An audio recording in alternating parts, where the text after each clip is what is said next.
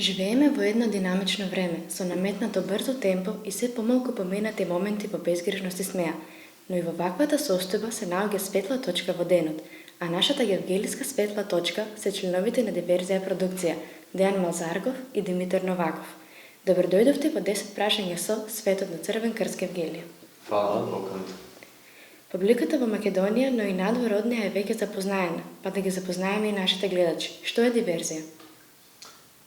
Да, лафаме. Да, може. Диверзија е комичен проект што почна пред скоро 8 години и се уште си трае. Очигледно хуморот е многу потребна работа на цело општество, пошто живееме во малку климаво време.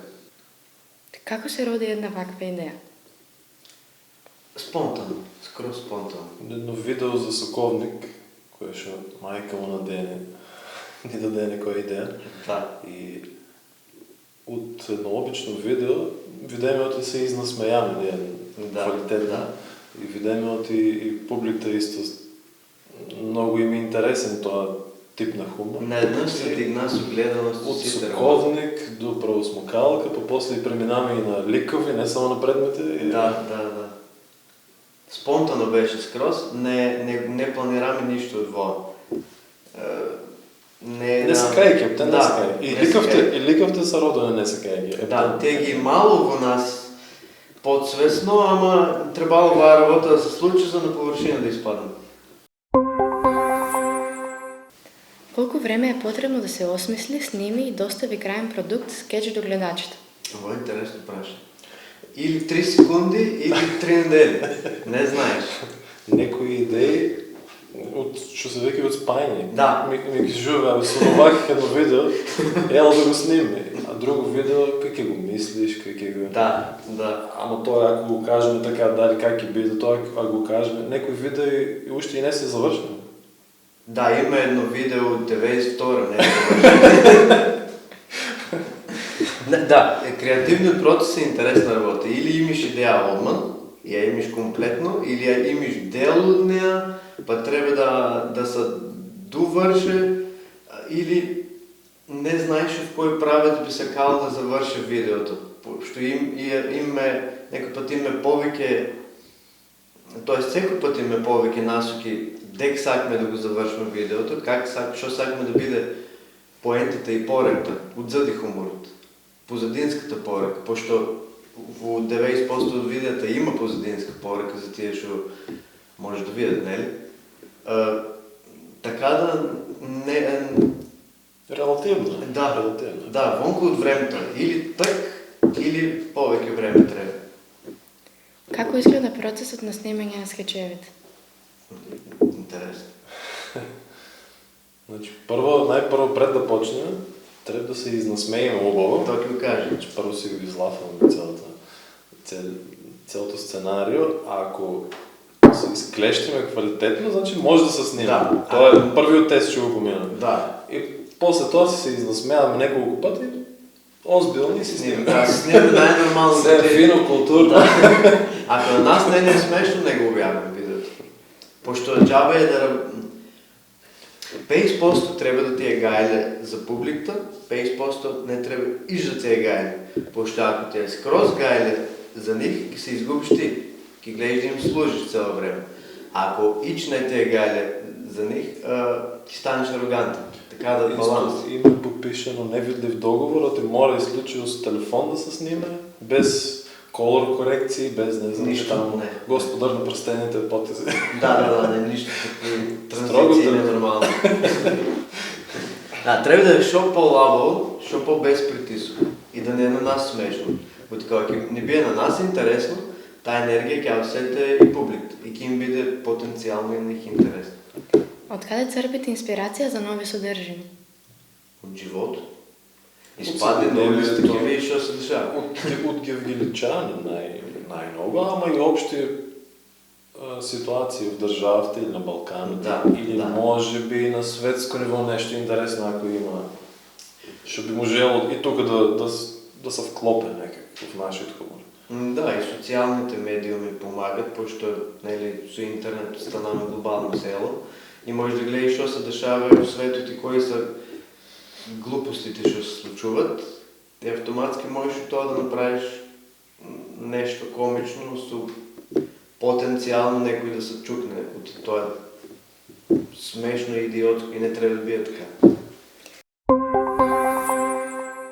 Во кој град во Македонија публиката ви остави најубав впечаток на настапите? Од моја гледна точка, во секој град си има уникатна енергија, не? Секој град си има нешто свое. Сите си имат некој свој печат. Не знам што би одбрал кој ти Пошто сегде, знае, една пред... В Гевгелија може би најоценели наша публика. Од тука Јас страна, така да. од страна на публиката отисам. А исто и Струница и Штип мене така ми остави впечаток. Да, имат некоја посебна енергија. Скопје беше многу добро, убаво прифатија, а ние се двумавме дали как ќе биде, как ќе разберат и как ќе го доживеат во начин, во хумор. Ама Скопје изненадувачки многу убава енергија имаше. Може би и скоро коти на Гевгелија енергијата. Да, и сакат да се закачат, сакат да те бъзгат, знаеш.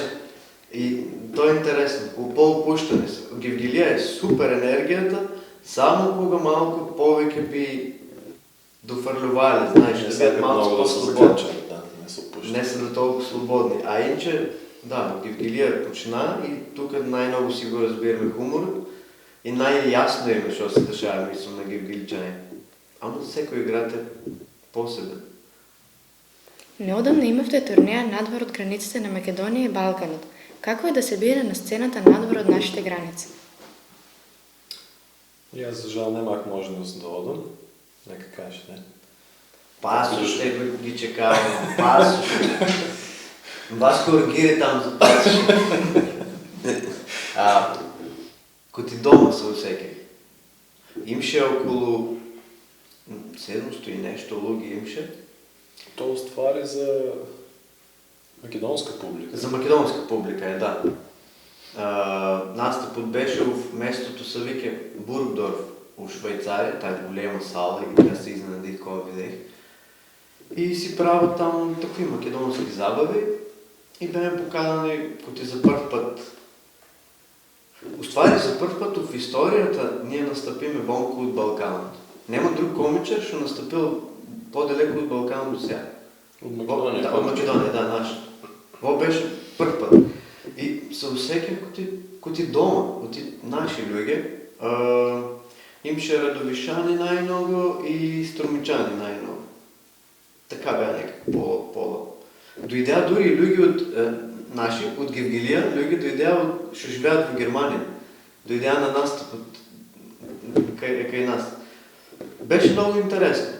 Имше, пошто таа забава и со музика. Има са некои луѓе повозрастни са дојдени за музика. И не ги интересирани комедија.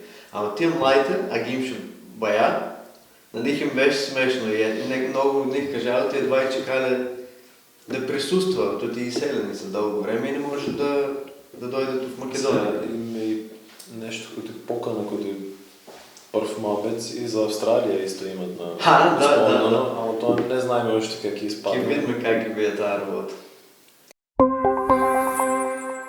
Кој ваш проект ви е најомилен? Мислиш видео, стендап, сценарио, целокупно? Да. Тоа е кој ти на мајка да питиш кој е умилено дете.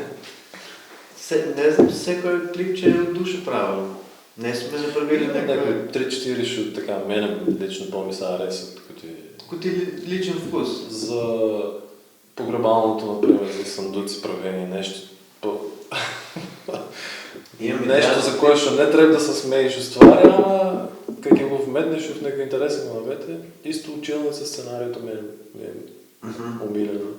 Не знам што би издвоил. Сите ми се интересни и имам така 10 на 15 да кажеме што 500 пати да ги гледам, пак ќе ми бидат смешни. Ама не би издвоил.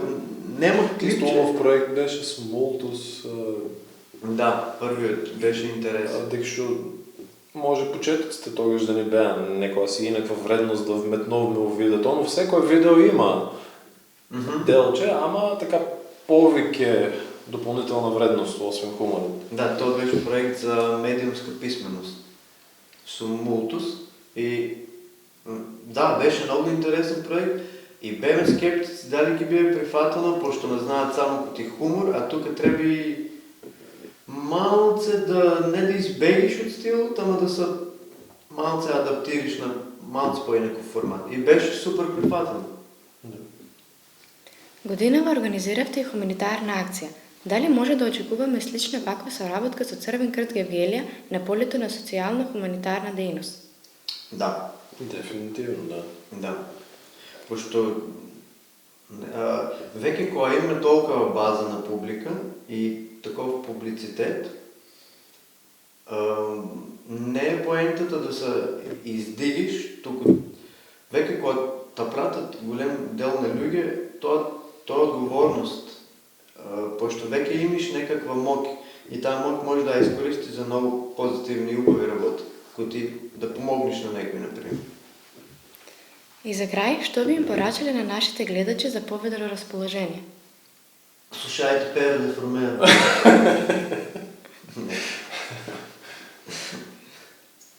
Нека продолжат да си гледат диверзија. Да. Драги гледачи, ви благодариме што бевте со нас во уште една нова емисија 10 прашања со нови содржини и интересни гости, очекувајте на наскоро.